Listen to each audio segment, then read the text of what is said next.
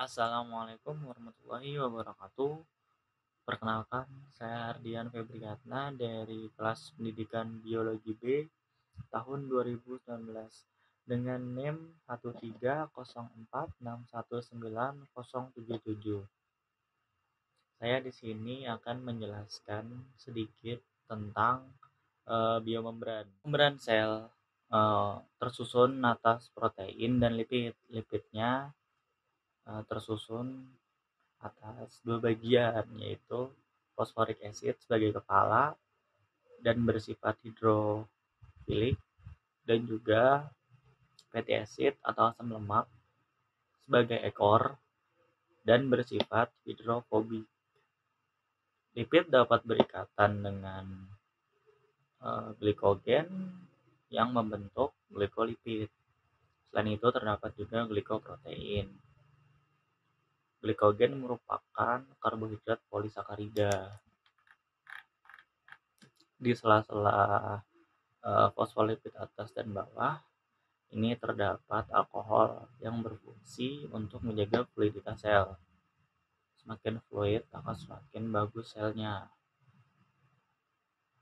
Begitu pula sebaliknya, semakin rigid maka akan berdampak. Contohnya pada orang yang berpenyakit stroke, selnya ini tidak fluid, maka cenderung rigid, maka akan bermasalah jika kurang fluid. Ini merupakan contoh-contoh dari molekul-molekul saat melewati membran sel. Pada gambar A, ini merupakan molekul-molekul yang berukuran relatif kecil. Contohnya itu ada oksigen atau O2, karbon dioksida atau CO2. Nah, kedua molekul ini dapat dengan mudah melewati membran sel karena ukurannya yang kecil dan juga tidak memiliki muatan. Selain itu, terdapat juga H2O atau air yang melewati membran sel dengan dibantu oleh protein channel. Begitupun dengan amonia yang larut dalam air, sehingga untuk melewati membran sel melalui protein channel. Pada gambar B, ini merupakan molekul yang larut dalam lemak dan berukuran besar. Contohnya itu ada hidrokarbon.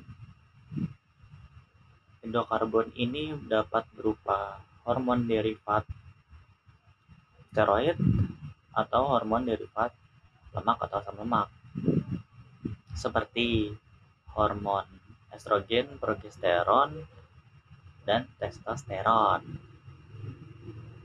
Pada gambar C, ini merupakan gambar glukosa yang pada dasarnya merupakan molekul yang larut dalam air.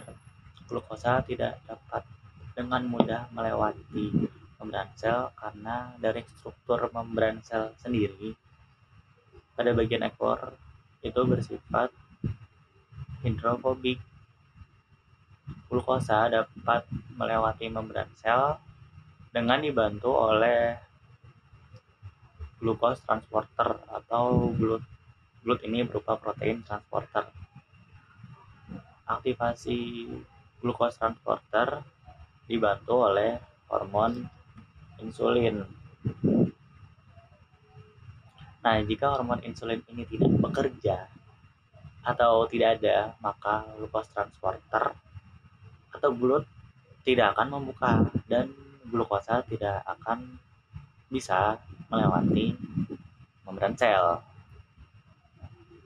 Oke, selanjutnya gambar D. Gambar D ini merupakan ion.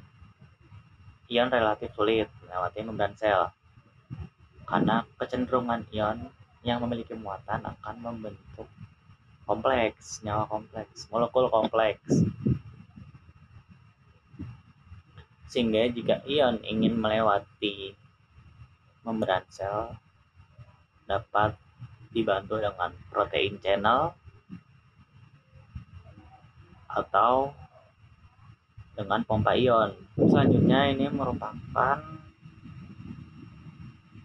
cara-cara perpindahan molekul melewati membran sel. Molekul-molekul dapat melewati membran sel dengan cara transport pasif, transport aktif, endositosis, dan juga eksositosis. Untuk transport pasif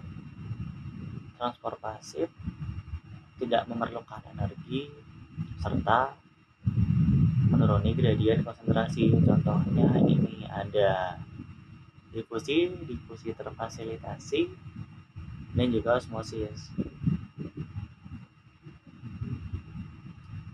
Untuk transport aktif merupakan salah satu perpindahan molekul. Ini memerlukan energi. Contohnya itu ada pompa ion sodium potasium. Endositosis dibagi menjadi dua, fagositosis dan pinositosis. Endositosis merupakan peristiwa ketika membran sel melekuk ke dalam. Jika membran sel memasukkan zat padat, maka disebut fagositosis. Jika membran sel memasukkan zat cair, maka disebut pinositosis. Untuk eksositosis, ini merupakan peristiwa ketika membran sel melekuk keluar untuk mengeluarkan zat. Sekian penjelasan tentang biomembran dari saya. Kurang lebihnya mohon maaf. Wassalamualaikum warahmatullahi wabarakatuh.